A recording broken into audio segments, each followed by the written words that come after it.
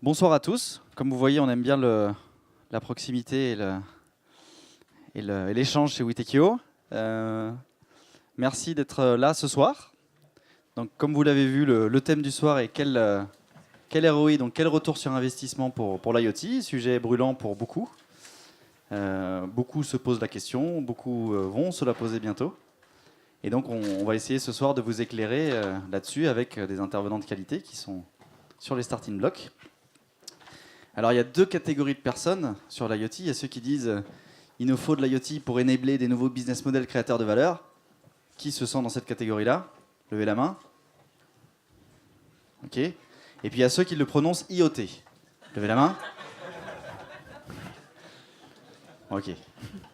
Donc, on va dire qu'on a pas mal de gens qui connaissent déjà. On va déjà gagner du temps. Je vais commencer rapidement par me présenter, puisqu'il est de bon ton de se présenter quand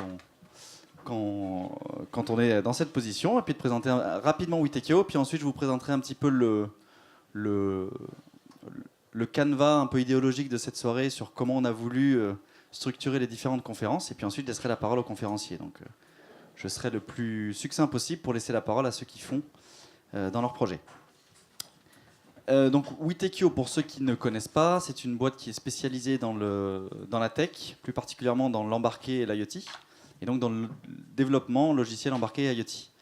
On est présent à Lyon, mais pas que, donc on est dans 5 pays que vous voyez sur les petites formes ici, aux US, en Angleterre, en Allemagne, à Paris et ici.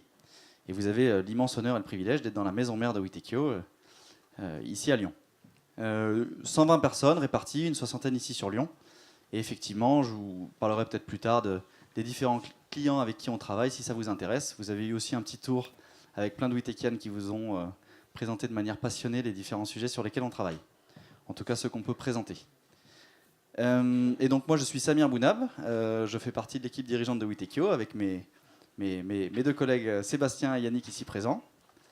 Voilà, et donc vous pouvez aussi aller vers eux pour toute question sur Witekio. Ils seront ravis de vous aider et de répondre à vos questions. Un exemple, une fois de plus, pour vous compreniez un petit peu plus ce qu'on fait. Nous, on travaille avec des équipementiers, des gens qui font des produits technologiques. Et donc, on va travailler sur des voitures, sur des engins de chantier, sur des machines à café, sur des équipements médicaux, des équipements professionnels, des équipements industriels. Tout ce qui est un tant soit peu intelligent ou considéré comme intelligent, avec de l'interface homme-machine, avec de la connectivité, de la sécurité, etc. Et donc, l'IoT nous intéresse très particulièrement puisque ça consiste à connecter des machines sur Internet, des machines de la vie réelle sur Internet. Alors, pourquoi vous êtes là ce soir? Puisque l'information, c'est le pouvoir. Donc on va essayer de vous en donner un peu plus de pouvoir ce soir. En tout cas, des pouvoirs de mieux décider, le pouvoir d'éviter de faire les erreurs que les autres ont pu faire, et le pouvoir de gagner du temps. C'est un format qu'on fait de manière régulière. On a commencé l'année dernière avec certains d'entre vous qui sont déjà là, de la Croix électronique, de Microsoft, etc., et beaucoup de partenaires sur la partie Edge IoT, qui était un sujet brûlant l'année dernière et qui continue à l'être, donc sur mettre plus d'intelligence dans les devices et dans les nœuds de réseau. On a fait un autre format autour de la Security by Design, qui est un deuxième sujet très brûlant sur l'IoT, puisque dès l'instant où on connecte quelque chose, la deuxième question qui se pose, c'est comment on le sécurise. Et puis aujourd'hui, on est plutôt sur l'aspect technico-économique, pour essayer d'anticiper un peu plus qu'est-ce qu'on peut faire concrètement comme business avec l'IoT, au-delà de l'effet de mode que ça peut représenter. Vous allez aussi, alors pourquoi on le fait à cette date-là? Comme vous le savez, pour certains et ceux qui ne le savent pas, maintenant vous le saurez, il y a 2 jours au SIDO, demain et après-demain, qui est un salon technologique qui prend de l'ampleur, qui est le salon de référence sur l'IoT en France. Et vous trouverez tout ce que vous voudrez en termes de solutions, de plateformes sur étagère, de conseils, de démos, etc. Pour lancer les projets. Mais nous, on aime bien, chez Witekio, commencer par le pourquoi, avant de se lancer sur le comment. Et donc, ce soir, on va essayer de traiter le pourquoi, de voir s'il y a un intérêt pour vous, de répondre à des questions avec des experts ou des gens qui sont passés par ce chemin-là. Et puis, j'espère que vous irez demain au SIDO de manière plus éclairée. Sachant que pour ceux qui y sont, n'hésitez pas à passer à notre stand où on a 2 formats de workshop. Un sur un volet expérience utilisateur, design produit, et un sur un volet design system. Donc une fois de plus, on ne fera pas des démos de ce qu'on sait faire, on fera vivre quelque chose de différent sur le stand. Donc sur le sujet du jour, Je ne vais pas vous faire la définition Larousse. J'imagine que ceux qui sont ici ont déjà un certain niveau de connaissance sur l'IoT.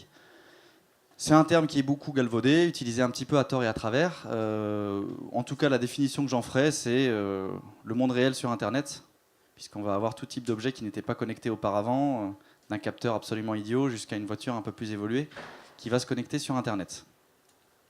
Le pourquoi en général, et on parle beaucoup de données, donc IoT est indissociable de données, c'est de remonter des données de tous ces objets avant inertes et avant idiots devenus intelligents. Et on a encore des câbles pas très intelligents, mais ça va venir. Voilà, ça marche. Donc voilà, l'IoT est indissociable du volet données. Donc quand on parle d'IoT, souvent c'est pour remonter des données, pour les rendre intelligentes, pour les mettre en cohérence avec d'autres données, pour tirer de la valeur.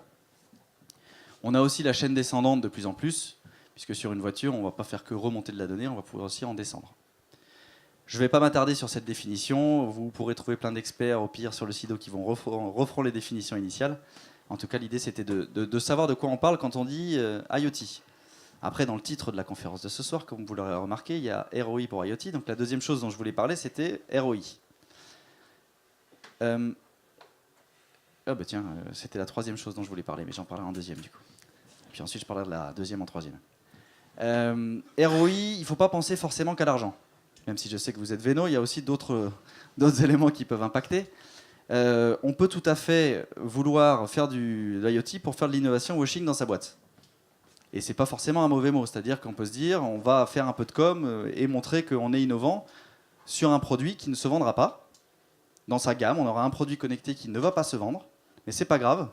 C'est un prétexte pour communiquer auprès de ses clients, ça montre qu'on est innovant et finalement ça va impacter le reste de la gamme.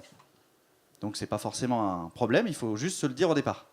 On peut tout à fait faire un projet IoT pour ne pas vendre le produit en question. La deuxième chose qui n'est pas de l'argent, c'est la partie learning curve. Excusez-moi pour le câble. C'est la partie learning curve et prospective où on peut se dire effectivement pareil, c'est pas grave si je ne vends pas quelque chose directement avec ce projet, je vais apprendre, mes ingénieurs vont apprendre, mes équipes vont apprendre, mes équipes marketing, etc. vont apprendre à appréhender des nouvelles technologies, des nouveaux business models, et je prépare pour le futur, ou en tout cas, à minima, je ne prends pas de retard. Et ensuite, on peut avoir effectivement le volet interne sur l'IoT en se disant, c'est pas pour vendre à des nouveaux clients ni pour activer des nouveaux business models, c'est plutôt pour optimiser des process de production en interne, ou alors process de production au sens large, hein, ça peut être aussi des process de relations clients, ça peut être des process sur une usine. On va utiliser l'IoT pour optimiser et gagner de l'argent. Donc là, on aura un ROI qui sera plutôt en économie. Et puis le dernier, c'est plutôt les nouveaux business models, et où là, on va essayer de créer de la valeur supplémentaire pour ses clients, et de préférence d'essayer de capter une partie de cette valeur en argent. Donc il faut bien penser dans vos projets que ROI ne veut pas forcément dire argent, et une fois de plus, choisir. On voit beaucoup de clients, et je l'ai vu aussi dans mes vies passées, qui veulent les quatre. C'est en général le meilleur moyen de n'en faire aucun. Ensuite, sur le... Je ne sais pas si quelqu'un peut venir pour voir ce câble, parce que si je passe mon... Donc, le deuxième sujet dont je vais parler en troisième, donc, c'était qu'est-ce que ça veut dire derrière au niveau technologique, IoT. Vous avez certainement vu des schémas de ce type, donc je vais passer rapidement dessus, mais effectivement, sur de l'IoT, il y a un device avec plusieurs couches dessus. On va avoir des gens qui vont faire le hardware, on va avoir des gens qui vont faire du bas niveau, puis ensuite, on va avoir des gens qui vont faire de l'application, de l'interface homme-machine, etc. Puis cet objet, aussi évolué ou bête soit-il, ensuite va se connecter à d'autres objets, se connecter à du cloud, se connecter à des applications et à des applications mobiles ou à des applications web ou à des applications desktop. Donc là, vous avez à peu près le schéma générique de n'importe quelle architecture IoT. Après, vous pouvez le compliquer autant que vous voulez, mais les briques essentielles sont en général là-dessus. Au hasard, au grand hasard, hein, chez WeTech, on fait tout ça.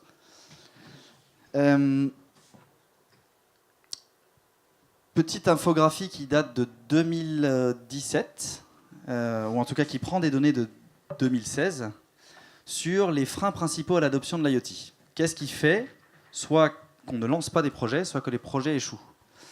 Il y a le volet sécurité, qui est un frein majeur, notamment pour des industriels, et on en parlera avec des intervenants de ce soir, où c'est vraiment un sujet, on va dire que dans la mesure où on n'est pas sûr du ROI, on ne prend pas le risque de connecter une usine ou des choses comme ça, puisqu'on se dit le risque est trop fort par rapport aux bénéfices possibles. Voilà. Le deuxième sujet, c'est l'intégration avec l'IT, puisqu'on a des nouvelles contraintes. L'IT en général, et c'est souvent lié à la sécurité aussi, mais l'IT est plutôt conservatrice et veut éviter des brèches ou plus de soucis. Et puis avec l'IoT, on vient leur rajouter des soucis.